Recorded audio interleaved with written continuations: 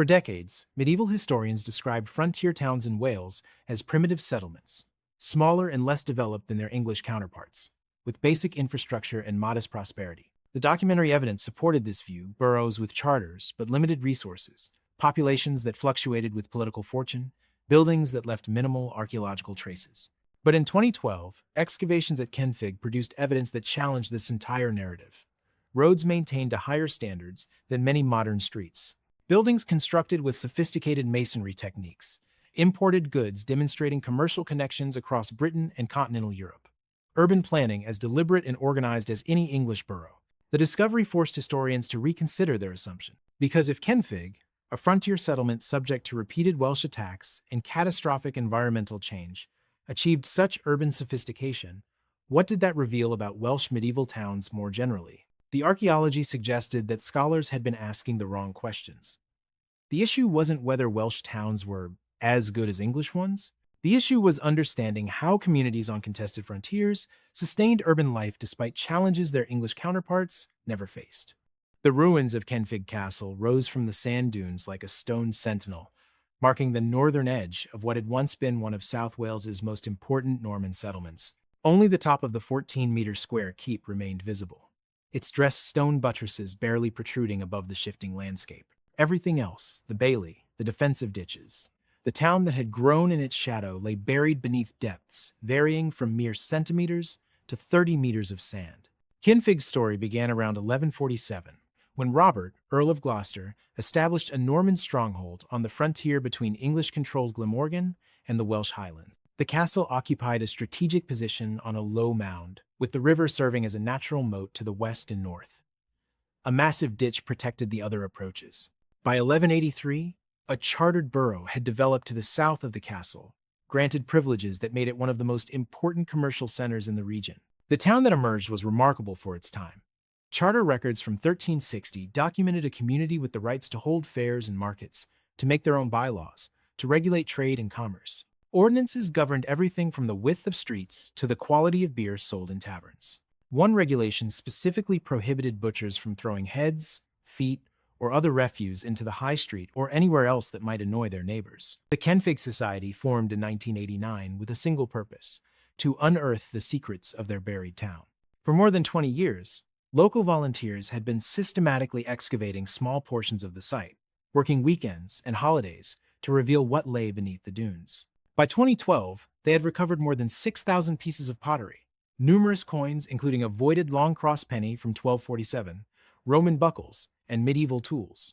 Terry, a longtime member of the society, had spent years mapping the archaeological signatures across the dune field. The society's excavations had revealed tantalizing glimpses: medieval plowing ridges preserved in the subsoil, building foundations constructed from clay and stone, layers of charcoal suggesting repeated fires. When Francis Pryor arrived as archaeological director for Time Team's investigation, he faced a challenge unlike any he had encountered in 40 years of digging. Pryor was a specialist in waterlogged sites, places like Flagfen, where peat and silt had preserved Bronze Age timbers for thousands of years. But sand presented different problems entirely. "I felt very daunted," Pryor later wrote. "For most time teams, I normally just say yes, but in this case, I took a few days to make up my mind." The sand was lethal to work in. Unlike stable chalk or clay, it offered no warning before collapse. Dig a trench too deep, and the walls could trap an archaeologist, gradually compressing their ribs until they couldn't breathe. But Pryor's wife reminded him of a crucial fact: nearly all his sites had been buried sites. The methodology remained the same. First, establish the old land surface, the OLS. Everything else would follow from that baseline. The investigation began with geophysics. John Gator, Time Team's geophysics specialist, deployed magnetometry equipment across the dune field, hoping to detect underground structures through variations in the magnetic field. The sand presented obvious challenges. Resistance surveys were useless in such loose, dry material. But magnetometry offered hope. If buildings really existed beneath the dunes, their stone foundations and debris should create detectable anomalies. The results exceeded all expectations. 2 clear lines of magnetic anomalies emerged from the data, running in perpendicular directions toward the castle. These weren't random variations. They were buildings, aligned along streets in a regular grid pattern. The medieval town's layout suddenly became visible for the first time in 5 centuries. What's particularly exciting, Gator explains, studying the printouts, is we appear to have two lines of what I can only see as buildings. And the roads, there's the gap between them. Follow the line straight into the castle. That has to be an east-west axis. The survey revealed something else. The settlement appeared concentrated within a defined area bounded by what might be the town's defensive perimeter. Francis Pryor called it the bailey, an extended courtyard of the castle, protected by earthwork defenses. Phil Harding, Time Team's excavation specialist, opened the first trench across the massive earthwork that ringed the southern edge of the site. The goal was simple but crucial. Determine whether this was merely the castle's outer defenses or something larger, a fortified perimeter protecting an entire urban settlement. The excavation revealed a construction sequence that told a story of escalating threat. At the base of the section, beneath the defensive bank, lay a layer of intense burning charcoal, ash, and fire-damaged debris. Above it, the builders had raised a massive earthen rampart, compacting layers of clay and gravel into a formidable barrier. Perhaps that burning is an event in history, Harding suggested, examining the charcoal layer. An attack on the castle, and as a result, they strengthened or built for the first time this massive bank. The finds from the defensive trench provided crucial dating evidence. Deep within the rampart, embedded in the construction fill, archaeologists recovered a silver penny. Not just any coin, a voided long cross penny, a type minted for only a brief period in the mid-13th century. Dr. Robinson, the finds specialist, examined the coin under magnification. The voided long cross sits very comfortably between short cross pennies, which have a very short cross, and long cross pennies, where the cross goes from rim to rim. You can see on this one there are actually 3 lines that define the cross, 2 silver and 1 black, the void. They're very tightly datable. This one is from 1247. The coin's presence in the rampart meant the defenses were constructed or significantly rebuilt after 1247. Historical records confirmed what the archaeology suggested. Kinfig had been attacked and burned in the 1230s. The inhabitants responded by building these massive fortifications. The second trench targeted what geophysics had identified as the main east-west road. Raxa Maresh led the excavation, carefully removing the sand overburden to expose what lay beneath. At approximately 2 meters depth, the diggers encountered a hard, continuous surface, the medieval road itself. The preservation was extraordinary. Individual cobblestones remained locked in their original positions, laid with such care and precision that the surface showed no sign of the deep ruts and potholes that typically characterized medieval streets. "This is beautifully laid out," Pryor observed, kneeling to examine the stonework. "If there were deep holes and potholes and that sort of thing, we'd have revealed them archaeologically. They must have kept it regularly maintained." The ordinances of Kinfig confirmed what the archaeology revealed. A regulation from 1360 stated explicitly, "It is ordained that every burgess's tenant and resident dwelling within the town walls, where the pavements or causeways have been, shall and do keep them clean from dung and other filth upon pain of 12 pence at every wall." Fault. 12 pence represented a substantial fine equivalent to several days' wages for a skilled craftsman. The town's authorities took street maintenance seriously. This wasn't the muddy, rutted medieval thoroughfare of popular imagination. This was infrastructure maintained to commercial standards. Adjacent to the road, excavators uncovered the foundations of a substantial building. Stone walls, more than a meter thick, suggested a structure of considerable importance.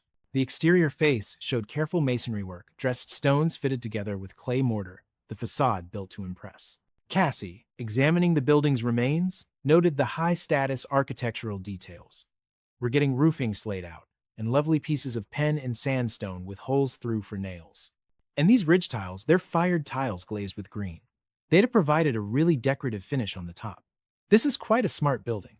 The structure's location, immediately adjacent to the main road and close to the castle entrance, suggested it served an administrative or commercial function. This was the upmarket end of medieval Kinfig, where town officials conducted business and wealthy merchants maintained their premises. The finds from this building reinforced its high-status character. Among the debris, archaeologists recovered a decorative buckle, its copper alloy frame showing traces of silvering or tinning to mimic expensive silver. The style dated to 1350 through 1400 London fashion that had traveled west to Wales, adopted by Kinfig's prosperous merchant class. "This is quite a nice little find," the conservator explained. Looking at the actual frame itself, in this corner it looks a little bit silvery. That's either copper alloy that's been tinned or silvered to make it look like silver, or it may well actually be silver. I've managed to date this quite securely from examples found in London excavations. Following the geophysical survey results, a third trench targeted the intersection where the north-south road should meet the east-west thoroughfare. The excavation revealed not just a road junction, but evidence of the town's spatial organization. The north-south route ran from the castle toward the defensive perimeter. Along its length, building foundations appeared at regular intervals, suggesting planned development burgage plots laid out according to a coherent urban design rather than organic, haphazard growth. Behind the primary streets, smaller structures revealed a different side of Kenfig's social geography. Matt Williams excavated a building that appeared to have been terraced into the natural slope, its walls constructed from rougher stonework, its floor simply compacted earth rather than paved stone. Even more revealing was what happened to this space over time. The building fell into disuse, and the area behind the defensive rampart became a municipal dump. Residents discarded broken pottery, animal bones, shells, food waste, the everyday refuse of medieval life accumulating in thick, dark layers. I think it's absolutely what I wanted. One archaeologist noted, because we're just outside the settlement area, and you tend to put light industry away from your housing, both today and in the Middle Ages. That confirms that this outer area didn't have a lot of houses. Then, in a move that spoke to increasing pressure on urban space, someone built a workshop directly on top of the dump. Stone walls rose from the compacted garbage, creating usable floor space in an area previously considered marginal. What I think it might mean, Phil Harding suggested, is that the space within the bailey was getting really quite restricted. They were having to cram buildings in just to get them in. This wasn't typical medieval urban expansion. Towns usually grew outward, developing suburbs beyond their walls. Kenfig was building inward, intensifying land use within its protected perimeter. The question loomed, where were Kenfig's suburbs? Historical documents described a borough of 144 burgages, far more properties than could fit within the excavated defensive circuit. The town must have extended beyond the walls. Francis Pryor authorized trenches outside the perimeter, targeting areas where geophysics hinted at possible structures. What they found challenged expectations. Instead of residential buildings, the excavators uncovered evidence of industrial activity. A cobbled surface, heavily stained with charcoal, and showing signs of intense heat. Metalworking debris scattered across the area. This was a forge or smithy, positioned deliberately outside the residential zone. There's far too much charcoal here for it to be a hearth or something like that, the excavator explained. You've got a good, decent cobbled surface. It smells pretty terrible down here. There's a lot of burnt stuff. Iron smelting, something like that. The placement made perfect sense. Medieval towns regularly zoned noxious industries, smithing, tanning, butchering away from residential areas. But the absence of houses suggested something unexpected about Kenfig's urban geography. Terry from the Kenfig Society confirmed the pattern from earlier digs. The building itself, we don't think it was a house. It must have been a barn or an agricultural building. Around it were what looked to us like medieval plowing furrows. We felt we were definitely out of town, as it were. Open fields where the suburbs should have been. Industrial workshops where residential neighborhoods were expected. The archaeological evidence pointed to a stark conclusion. Kenfig's population chose to live within the defensive perimeter, even as space became critically constrained. The documents explained why. Kenfig suffered badly from raids by dispossessed Welsh lords, particularly Morgan Gam and the Princes of Affon. Historical accounts recorded attack after attack, burning after burning. In 1167, Welsh forces burned the town. They returned in 1183. The Great Llewellyn attacked, leaving the place in ruins. Later, Owain Glyndwr's forces destroyed it again.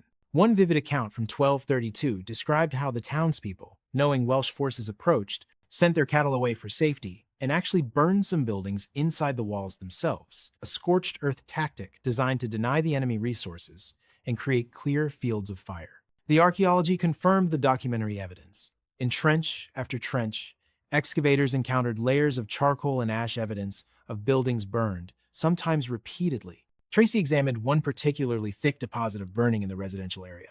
You do wonder whether this might have something to do with conflict, she observed. We're in the right place for it, given how many times they were attacked. But the inhabitants always rebuilt. Each destruction was followed by new construction. The sequence of buildings, one on top of another, told a story of remarkable resilience. As the excavation progressed, Francis Pryor and John Gator expanded the geophysical survey, attempting to map the full extent of Kenfig's medieval settlement. The results revealed a town that was simultaneously larger and more compact than anyone expected. Within the defensive circuit, an area roughly 200 meters on each side, the geophysics showed dense urban development. Buildings lined the streets in regular patterns. The infrastructure suggested careful planning, not organic medieval sprawl. But beyond those defenses, the magnetic anomalies faded. Where documents suggested suburbs should exist, the geophysics detected only agricultural features, field boundaries, plowing furrows, isolated outbuildings. Dr. Ralph Griffiths, medieval historian at Swansea University, examined the puzzle. The Charter of 1360 is really important. It confirms Kenfig exists as a town, which implies all sorts of rights to hold fairs and markets, to make ordinances governing daily life. These are laws that governed ordinary people's everyday lives. He read from one particularly evocative ordinance. It is ordained that no butchers shall cast no head's feet, nor none other garbage in the high street, nor in no other place to the annoyance of his neighbor. The regulations painted a picture of a sophisticated urban community with high expectations for public health and civic order. You can almost smell the medieval town coming out of these documents, Griffiths noted. To understand Kenfig's unusual geography, the team examined comparable sites. Kidwelly, a Norman plantation town in West Wales, showed a similar pattern. Dense development within an extended castle bailey, with limited suburban growth beyond defensive perimeters. What you see here is an implantation with a fairly regular grid pattern within the extended bailey of a castle, Griffiths explained. It's worth reminding ourselves that this is hostile territory from the Anglo-Norman perspective. The Welsh and the Highlands are coming down regularly. Implantation in a bailey makes a lot of sense. But you also get suburban overspill at Kidwelly, he continued. Much less predictable suburban expansion. The borough, instead of being a fixed entity, is actually quite mobile and fluid. We should anticipate settlement types popping up all over the area around Kenfig. The excavations outside the town walls revealed those suburban patterns with extraordinary clarity. Beneath the sand, preserved in the clay subsoil, ran a series of parallel ridges spaced approximately 18 inches apart. Medieval plowing furrows, created when farmers cultivated these fields in the 14th century. The consensus of opinion is that these represent the remains of furrows made by medieval farmers, Terry explained. In one particular year, these plowed fields would have been suddenly covered by sand and abandoned. Perhaps later the sand would be blown away, taking much of the topsoil with it. This process may have been repeated several times over the years, until all that was left are these marks in the subsoil. The furrows ran right up to building foundations, demonstrating that structures were built on what had recently been agricultural land. The pattern suggested a community adapting to sand encroachment, retreating, regrouping, trying to maintain agricultural production, even as the environment became increasingly hostile. By the 16th century, the battle was lost. John Leland, traveling through Wales around 1539, recorded what he saw.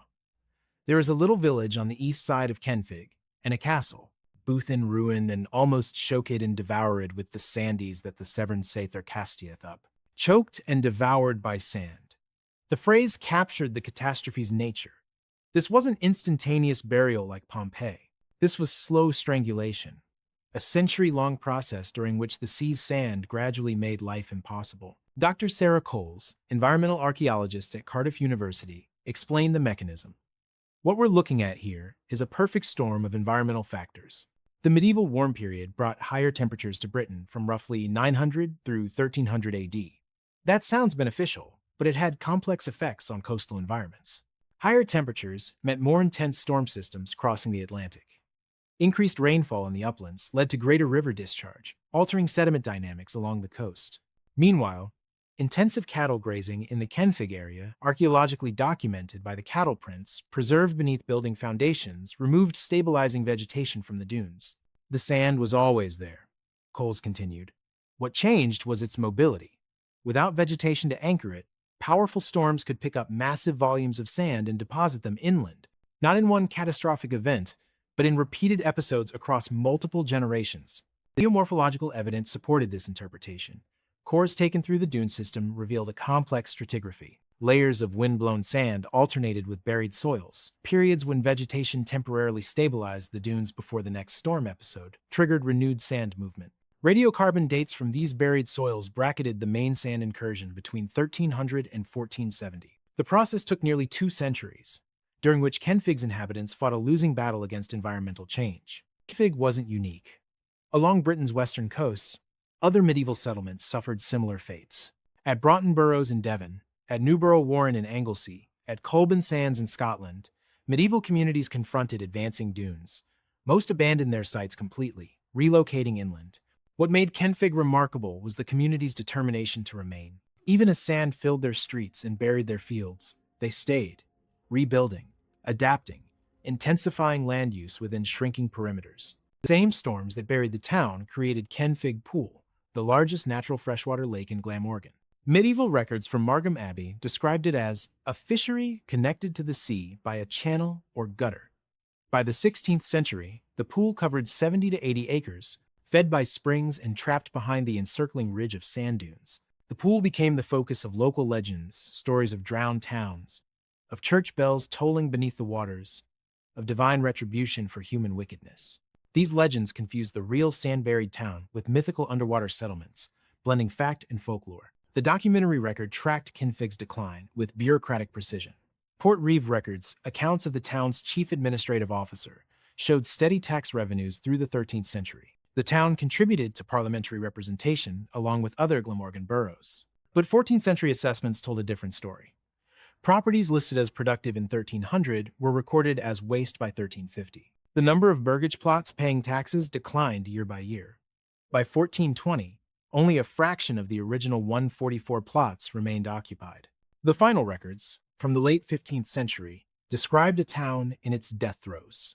Between 1471 and 1485, the parish church of Street, James was dismantled stone by stone and rebuilt in Pyle, a settlement further inland. Using materials salvaged from the old church, the new community established itself along the highway between Modlam Church and Newinnie, beyond the sand's reach. To understand how Kenfig's buildings were constructed and how they burned, Alex Langlands and Matt Williams conducted experimental archaeology. They built a small structure using medieval materials and techniques, then tested how vulnerable it would be to fire arrows, a common siege weapon in Welsh attacks. The experiment revealed that starting fires wasn't as simple as Hollywood suggested.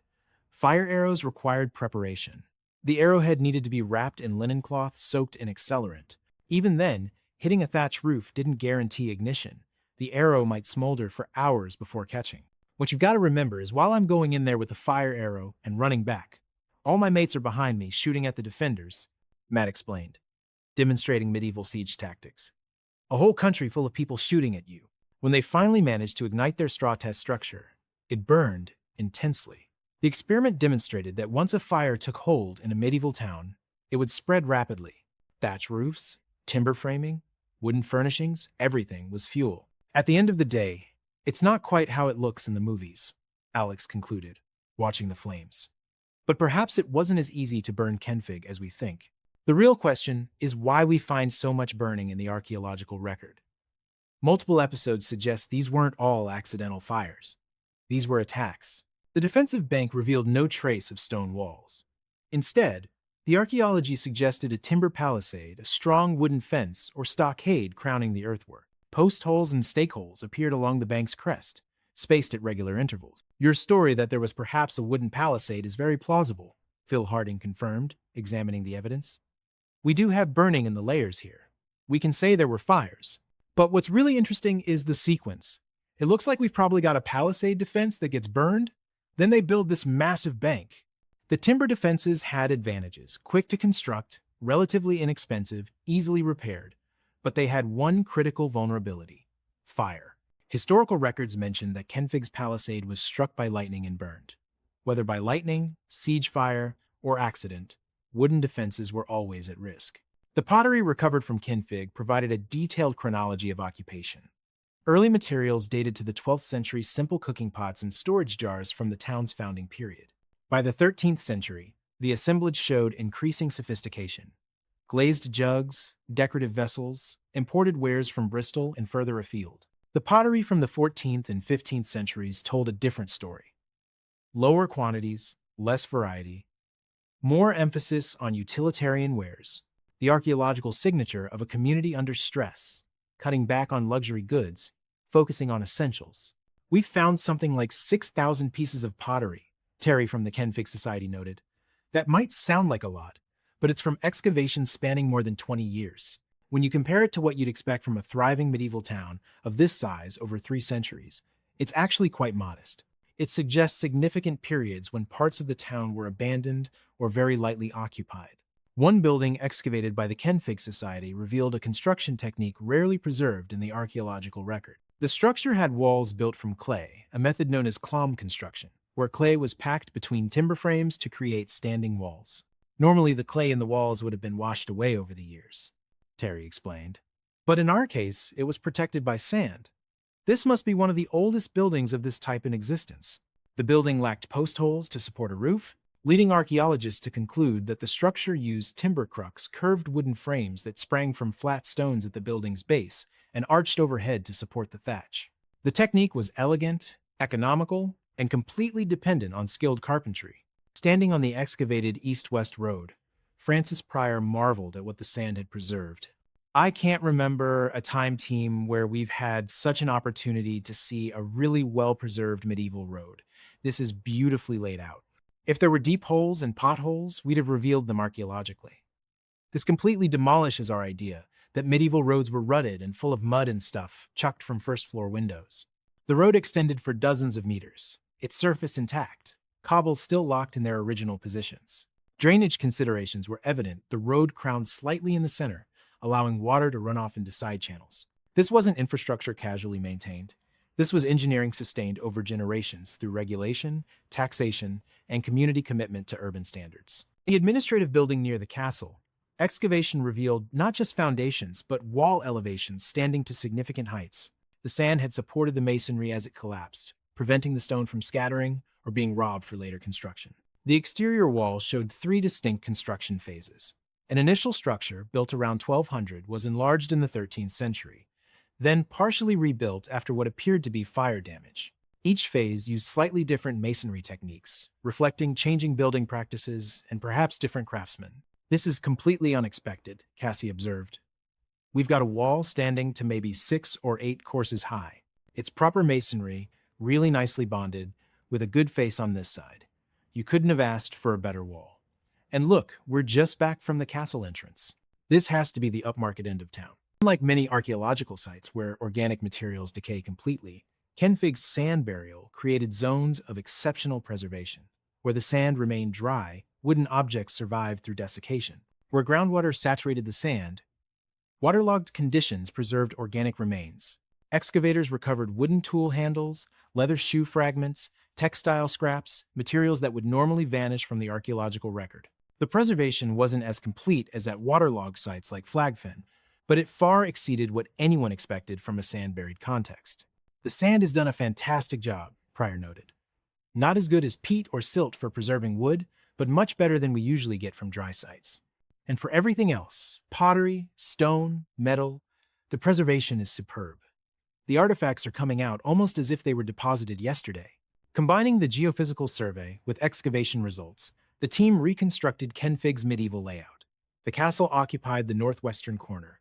The main east-west road ran from the castle entrance toward the eastern gate. A north-south road intersected it, creating the town's primary crossroad. High-status buildings clustered near the castle and along the main roads. Behind them, residential structures filled the burgage plots, long, narrow properties typical of medieval planned towns. At the back of these plots, excavators found evidence of gardens, workshops, storage pits, and refuse dumps. The defensive perimeter enclosed approximately 4 hectares. Within that space, the town supported perhaps 500 to 800 inhabitants, a substantial urban population for medieval Wales. Dr. Griffiths calculated population from the burgage data. 144 burgages in the mid-14th century.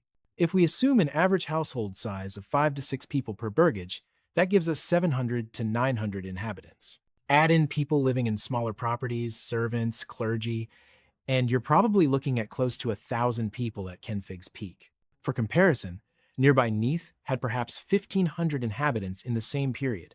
Cardiff, the regional center, held 3,000 to 4,000. Kenfig ranked as a significant secondary town large enough to sustain specialized craftsmen, important enough to warrant parliamentary representation. The artifact assemblage revealed Kenfig's commercial connections.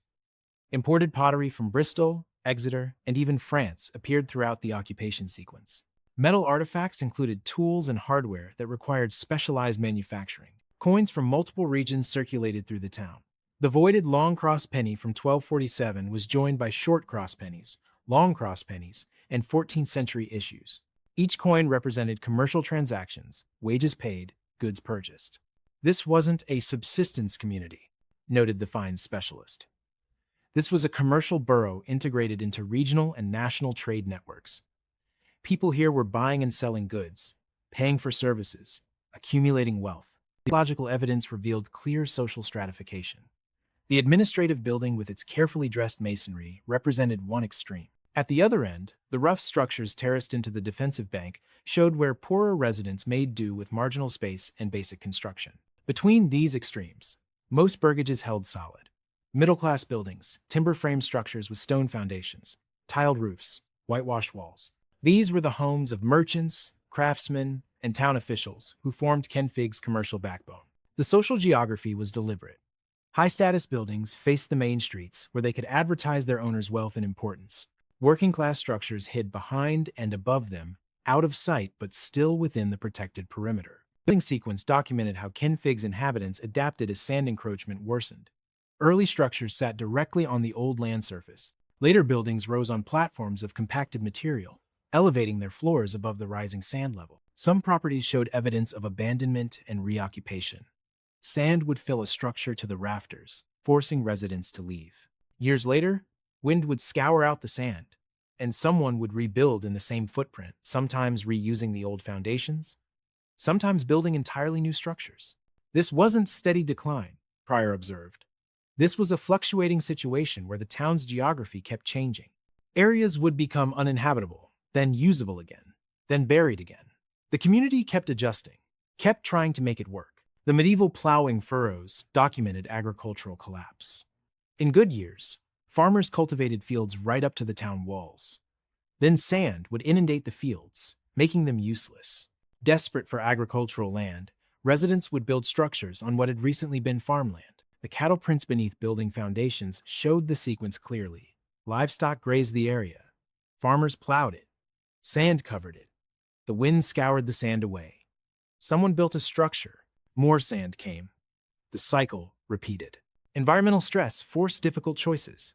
Maintain expensive defenses and live in a cramped urban core, or expand beyond the walls and risk Welsh attacks.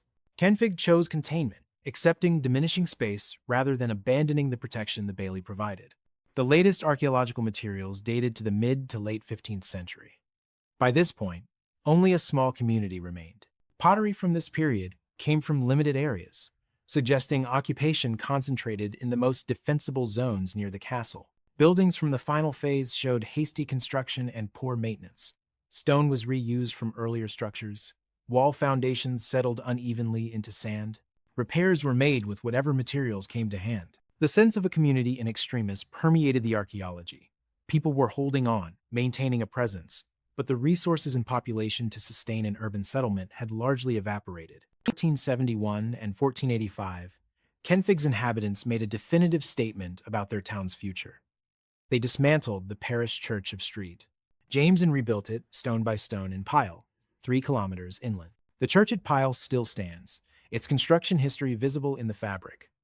The lowest courses use smaller stones material salvaged from Kenfig's buried church. Above them, larger stones show where medieval builders continued construction with newly quarried material. Moving a church wasn't undertaken lightly.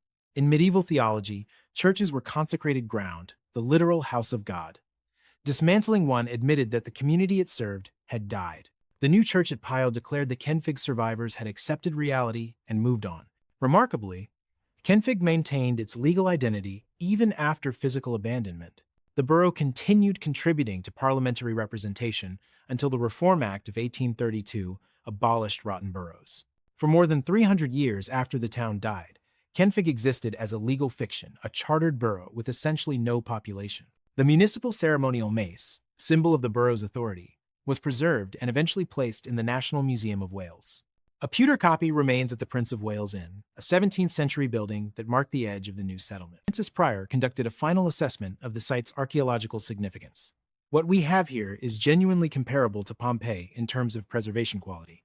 The mechanism was different centuries of gradual burial instead of sudden catastrophe. But the result is similar. A medieval urban landscape frozen in time, preserved under the overburden that buried it. The comparison extended to archaeological potential. At Pompeii, Excavators revealed not just buildings, but the contents of those buildings: furniture, tools, art, food, the full material culture of Roman urban life. At Kenfig, the same potential existed. We've barely scratched the surface, Pryor continued. The Kenfig Society has done 20-plus years of excavation, and they've investigated maybe 1% of the buried town. Under these dunes are complete houses with their contents, workshops with tools still in place, shops with their inventories. The preservation means we could learn more about medieval urban life from this one site than from dozens of conventional excavations. Why is preservation so exceptional? Dr. Coles, the environmental archaeologist, explained the specific conditions required. First, you need rapid burial to protect archaeological materials from scavenging and decomposition. The sand provided that. Second, you need the burial material to be essentially sterile, no organic activity to break down buried materials. Dry sand qualifies. Third, you need the site to remain undisturbed afterward. Kenfig was abandoned and never reoccupied. No medieval plow teams, no Georgian builders, no Victorian railway engineers disturbed the deposits. Finally, you needed the burial to be deep enough to discourage treasure hunters and casual artifact collectors. At depths up to 30 meters, Kenfig's archaeology remained largely inaccessible until modern excavation equipment and archaeological standards made systematic investigation possible. The Kenfig story offered profound lessons about climate change and human adaptation. The medieval warm period created environmental conditions that made coastal settlement increasingly precarious. Communities had to choose: adapt or relocate. Kenfig tried to adapt. Its inhabitants built defenses, raised building platforms, intensified land use, and maintained urban standards, even as their physical environment deteriorated. For 2 centuries, they succeeded in sustaining urban life under increasingly difficult circumstances. But ultimately, adaptation has limits. When agricultural land becomes unusable, when defensive perimeters shrink too far, when the physical environment changes beyond accommodation, communities must relocate or die. What's remarkable about Kenfig, Dr. Griffiths observed, isn't that it eventually failed. It's that it endured so long. These people were remarkably tenacious, remarkably committed to their town and its identity. They gave up only when literally every alternative had been exhausted. Kenfig boroughs form part of the Kenfig National Nature Reserve, managed by Bridgeon County Borough Council. The site is designated a Site of Special Scientific Interest, recognized for both its ecological and archaeological significance. The dunes support rare and endangered species, including high concentrations of fen orchid. Kenfig Pool provides habitat for waterfowl and rare aquatic plants. The reserve balances ecological conservation with archaeological protection and public access. A visitor center provides interpretation of the site's history. Walking paths cross the dune field, offering views of the castle ruins and the landscape that once supported a thriving medieval town. Information boards explain the archaeological evidence and the environmental processes that buried the settlement. After 3 days of intensive excavation, the time team crew assembled the evidence. Francis Pryor built a scale model using yogurt pots to represent buildings, large pots for high-status structures, small ones for ordinary houses. Here's the castle, Pryor explained, positioning the model. And there are 2 sizes of buildings. The big ones are where Cassie and Tracy were digging the high-status buildings. Then there's a main east-west road, and to the left, just behind the defensive bank, is the rough end of town where Phil worked. Then we've got another road heading out through the perimeter. And beyond that, open fields and farms. For about 300 years, that was the town of Kenfig. And then the winds got up, and the sands gathered, and slowly the whole thing was buried. The excavations confirmed what Francis Pryor had suspected from the beginning. Kenfig deserved comparison with Pompeii. Not because of how it died, volcanic eruption versus gradual sand burial, but because of what survived. There is, of course, a big difference, Pryor wrote afterward. Pompeii was buried in minutes, whereas our southern Welsh medieval town took about a century to be engulfed. But the fact remains that both were preserved under hundreds of thousands of tons of overburden. Complete burial presents huge archaeological challenges, but also incredible opportunities. The archaeology revealed a medieval urban community at the height of its development. Well-maintained roads, substantial buildings, sophisticated infrastructure, economic prosperity, social complexity. Then environmental change triggered a long, slow decline that ended in total abandonment and burial. The excavations transformed understanding of medieval Welsh urbanization. Historical documents describe towns like Kenfig, but the physical reality often disappointed archaeologists. Most medieval Welsh towns left minimal archaeological traces, scattered building foundations, fragments of pottery, ambiguous features, difficult to interpret. Kenfig offered something unprecedented, a complete preserved medieval urban landscape. Streets in their original condition, buildings standing to significant heights, artifacts in situ, showing exactly where they were used and discarded. The full material culture of a 13th and 14th century borough. We got streets, we got houses, we got defensive works, we got evidence of industry and agriculture and commerce, Prior summarized. We got the complete package, and it's all frozen at specific moments in time, sealed by the sand that buried it. You simply don't get that kind of preservation at normal medieval sites. Before Kenfig, medieval Welsh towns were understood primarily through documents and limited excavation. The conventional wisdom held that these were relatively simple settlements, smaller and less developed than their English counterparts, with basic infrastructure and modest material culture. Kenfig challenged that narrative. The road preservation demonstrated sophisticated urban planning and maintenance. The building architecture showed skilled craftsmanship and substantial investment. The artifact assemblage revealed commercial prosperity and international trade connections. This wasn't a primitive frontier settlement, Dr. Griffiths concluded. This was a fully developed medieval borough with urban standards comparable to anywhere in Britain. The fact that it was on the Welsh frontier, subject to attack and environmental stress, doesn't mean it was backward or unsophisticated. If anything, the challenges these people faced make their achievements more impressive. Despite Time Team's success, vast areas of Kenfig remain unexcavated. The Kenfig Society estimates that less than 5% of the buried town has been archaeologically investigated. The rest lies waiting beneath the dunes. Key questions remain unanswered. Where exactly was the marketplace? What happened to the castle's interior buildings? How did residential areas differ between wealthy and poor neighborhoods? What specialized industries operated in the town? The potential for future discoveries is extraordinary. Somewhere under these dunes are the church foundations, the guild hall, dozens of shops and workshops, hundreds of houses, Prior noted. Each one could tell us something new about medieval urban life. Each one could reveal artifacts, architecture, or information we've never seen before. The Kenfig excavations influenced medieval archaeology beyond Wales. The preservation quality demonstrated what sand burial could achieve, prompting archaeologists to reconsider other sand-buried sites they'd previously dismissed as too difficult or too degraded. The urban planning evidence challenged assumptions about medieval town development. Kenfig showed that 12th century borough foundations could involve sophisticated layout and infrastructure from the very beginning, not just organic growth that gradually acquired urban characteristics. The environmental evidence provided a case study in climate change and human adaptation. Kenfig demonstrated how medieval communities responded to long-term environmental deterioration, the strategies they employed, the choices they made, the limits they eventually encountered. Kenfig's legacy extended far beyond its medieval existence. The borough's legal identity persisted for centuries after its physical death. The landscape it occupied became one of Wales's most important nature reserves. The community it spawned relocated but maintained continuity. Modern Pyle and Kenfig Hill trace their origins directly to refugees from the buried town. The lessons resonated across time. Medieval Kenfig faced environmental change beyond its control.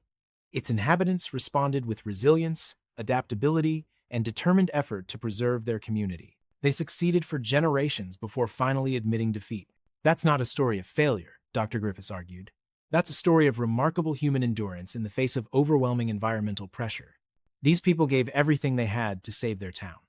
They only abandoned it when literally nothing more could be done. As excavation concluded, Francis Prior delivered his final assessment.